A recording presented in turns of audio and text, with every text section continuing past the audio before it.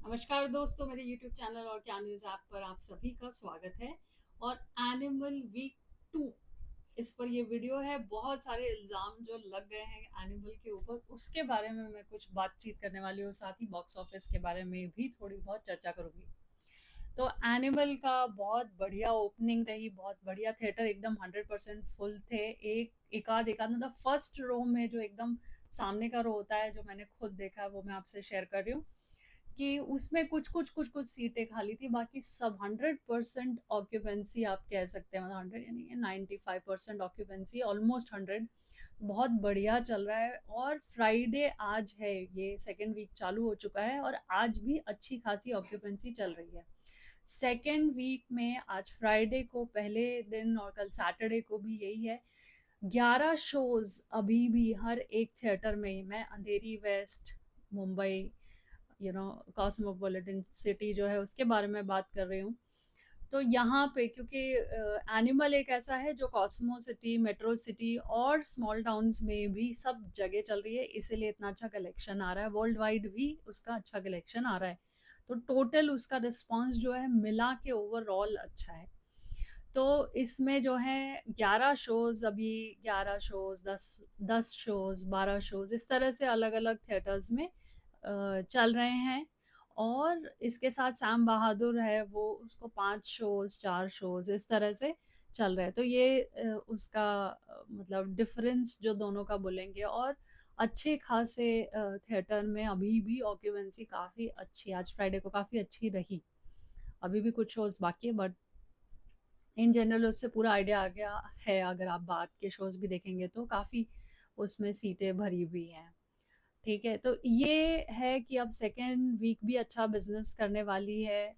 Friday को 116 opening day को उसका कलेक्शन था, सैटरडे को 120, संडे को 120, तो 350 तो वहीं हो गया।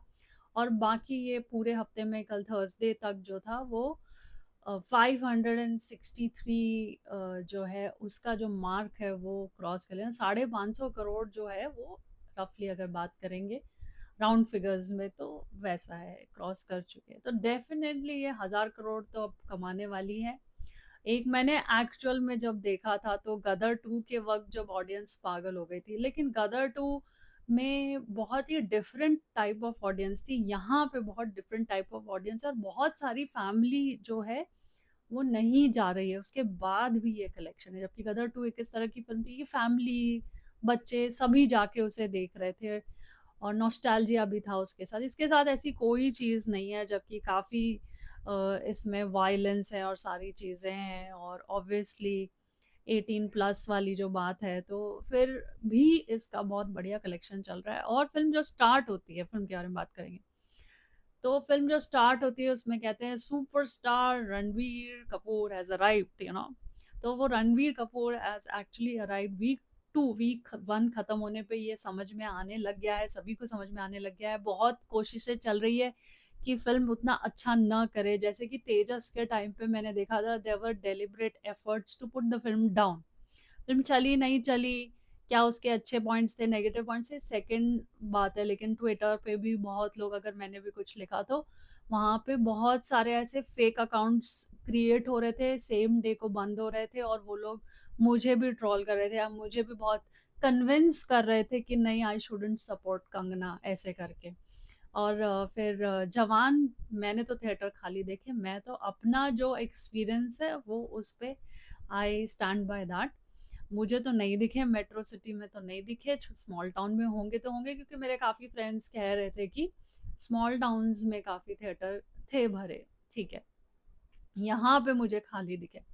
अब उसके बाद जो जो क्रेज, जो मैडनेस लेके आई है एनिमल, बहुत टाइम तक मैंने ऐसे मैडनेस नहीं देखी। जिस तरह का जो वायलेंस अगर आप बोलोगे तो वो भी मैंने, मतलब स्क्विड गेम मैंने देखा था तो ऐसे मेरा दिमाग हिल गया था। उसके बाद अब मैं ये कुछ देख रही हूँ जो अब ऐसा लग रहा है कि दिमाग मेरा एकदम हिल गया वापस से। तो एंटरटेनमेंट है, फुल ऑन एंटरटेनमेंट है। जब मैंने रिव्यू भी किया, आप रिव्यू ज़रूर देखिएगा, उसमें मैंने की पॉइंट्स बताए कि किस पॉइंट ऑफ व्यू को लेके, किस तरह से अगर आप फिल्म देखेंगे तो आपको फिल्म अच्छी लगेगी। अब इस फिल्म के बारे में जो चर्चा हो रही है, इल्ज़ामात जो बहुत सारे लग रहे हैं जिसके बारे में हम बात करने बैठे हैं, वो ये कि जैसे ये फ़िल्म जो है टॉक्सिक मैस्कुलिनिटी की बात कर रही है, मिसोजिनी की बात कर रही है, अल्फा मेल को प्रमोट कर रही है। और शोभा डे का एक वीडियो देखा मैंने, उसमें वो कह रही है कि मैं ये फ़िल्म नहीं देखूँगी और मैं देखना नहीं चाहती, क्योंकि उसमें वो कह रही है कि वो अगर तुम मेरा मुझे प्यार करती हो तो मेरा शू लिक करके प्रूव करो, है ना? ऐसा वो बता रही है।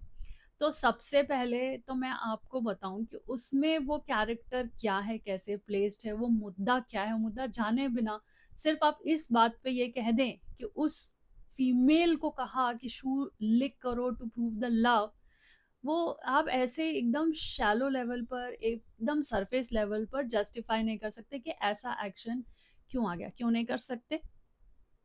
इस पे मैं पॉइंट नंबर 2 पे सेकंड मतलब बाद में जाऊंगी, ठीक है? तो ये एक पॉइंट है, इसका पॉइंट नंबर 2 क्यों नहीं कर सकते इसके बारे में जस्टिफिकेशन आएगा when I will draw comparison between other films that also come in Bollywood, जिसके बारे में कोई कुछ नहीं बात करता, ठीक है? तो मिसोजिनी तो मुझे खास इसमें एक्चुअली नजर नहीं आई, मुझे डेफिनेटली पेट्रियार्की इसमें नजर आई, बट ठीक है, ये एक्चुअली एक एकदम इमेजिनरी कैरेक्टर है। अब इमेजिनरी कैरेक्टर के बारे में, इमेजिनरी वर्ल्ड पे अभी आर्चीज रिलीज हुई है कल ही, ठीक है? और वो पूरा उन्होंने मतलब एंग्लो इंडियन बनाया है, जिसमें वो कह रहे हैं कि हमारा मुल्क, मतलब ये लेफ्टिस्ट वाले जो कुछ बोलेंगे ही नहीं इस पे, हमारा मुल्क और ये है, हम इसे छोड़ के नहीं जाएंगे, एंग्लो इंडियंस कह रहे हैं ये बात। और वहां पे उन्होंने ट्री लगाया, जब भी एक बच्चा पैदा होता है वो रिवरडेल में, इंडिया में रिवरडेल जो है उसमें वो जो लगाते हैं, पौधा लगाते हैं, फिर बाद में वो पेड़ हो जाता है उस इंसान के नाम पर। तो वो ग्रीन पार्क जो है, वो कह रहे हैं कि हमने पेड़ लगाया इसलिए हमारे रूट्स यहाँ है। इससे ज्यादा लेम लॉजिक मैंने नहीं सुना।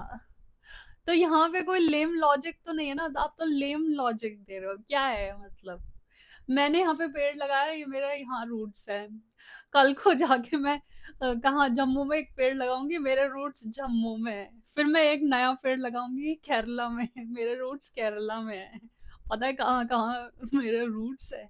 वैसे बाय द वे मैंने एक्चुअली एक पेड़ लगाया है अहमदाबाद में, और मैं राजस्थानी हूँ, तो अब मेरे रूट्स कहाँ हैं मुझे बताओ कोई, क्योंकि उन सब के तो रिवरडेल में है, जो कि कहीं भारत में कोई एक जगह है इमेजिनरी वॉट। तो ठीक है। एनीवेज आप उसका रिव्यू भी देखिएगा, वो तो रोस्ट ही किया है मैंने, मैं रिव्यू नहीं कर पाई उसका। Anyways coming back to Animal, ठीक है? तो एनिमल में अब बात हुई टॉक्सिक मैस्कुलिनिटी की, है ना? इन सब का जवाब मैं आपको देती हूँ। तो मैं पेपर देख रही थी, अब ये है 6 दिसंबर का, इम्तियाज अली का, आप देख सकते हैं, बॉम्बे टाइम्स रेफर कर रही हूँ मैं, जिसमें ये कह रहे हैं I would hate to be a safe film director and people still come to me and say they left their job after watching Tamasha. तो ये बताने की कोशिश कर रहे हैं कि उनकी फिल्में कितना इम्पैक्ट डालती हैं, और फिल्मों से कितना वो जुड़े हैं, और क्या चीज़ें वो क्रिएट करना चाहते हैं एज अ फिल्म मेकर, ठीक है? ये उनकी बात हो गई जो फिल्म में जो आर्टिकल आया। उसके बाद ये दूसरा है, ये है 5 दिसंबर का, इसमें ये पीओवी एक छपा है, जिसमें लिखा है it's okay to be not okay with the violence in our cinema. और डेफिनेटली आपने फोटो देखा ही होगा, एनिमल के बारे में ये पूरी बात है।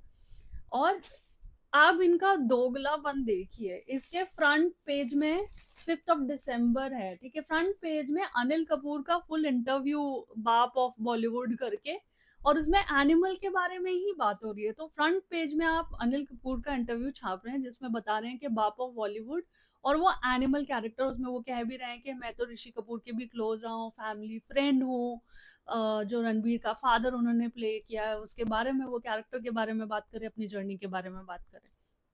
और सेकंड पेज पे हम देखते हैं ये पीओवी, जिसमें it's okay okay not to be okay with the violence. ये थोड़ा सा मैं पढ़ के आपको बताना चाहूंगी कि क्या चल रहा है, और फिर में हम इस बारे में चर्चा करेंगे। चर्चा ये है, as Indians our engagement with cinema is far more complex intense than an average American. The argument that it is just a film does not hold in the country that rarely draws the line between real and real, where one cannot tell the fan apart from fanatic, Actors playing mythological characters are still greeted with garlands, and vulnerable youngsters have often quoted danger while trying to copy stunts performed by their matinee idols.